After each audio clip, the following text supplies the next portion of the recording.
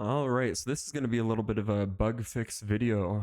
This is something that I've noticed. I think it's inherent to PaperZD and the way that PaperZD and Paper2D, Unreal's 2D support interact with each other.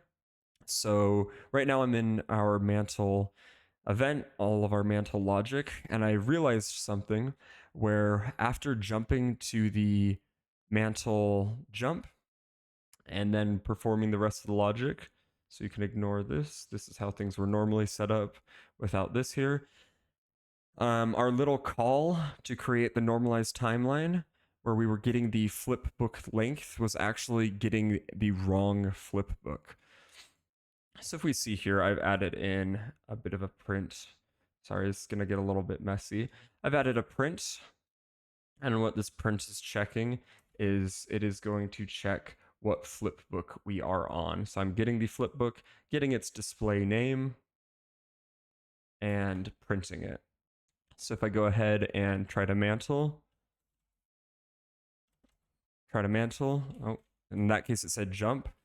And if I do it right here, gotta line it up, it says fall. So we have a jump and a fall, but we don't have it playing the mantle. We need it to be playing the mantle animation because that's what we wanted to reference the length of to create that normalized timeline effect. Now, the fix to this is a little interesting. We're going to use some event binds.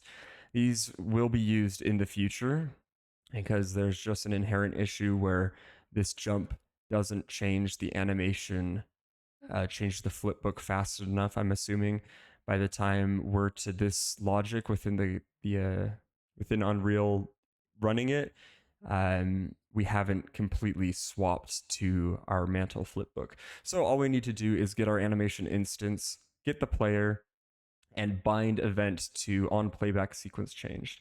And this is a PaperZD event bind, and what it's going to do is it's going to check whenever we change animations. So whenever we go through a transition and swap to something else, it will fire this event.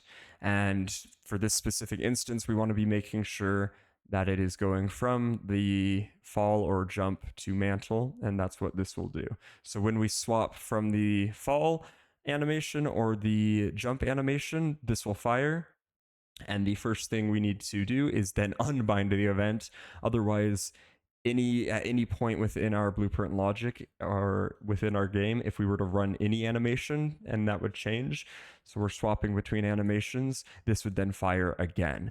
So we want to immediately unbind it, and then we will still run the same logic. And we can see here that now that we've added in that unbind, I will do our mantle, and it is actually playing the mantle, and we're getting reference of the mantle length. That was important to get the correct play rate for how long our mantle is to make sure that the timeline functioned properly.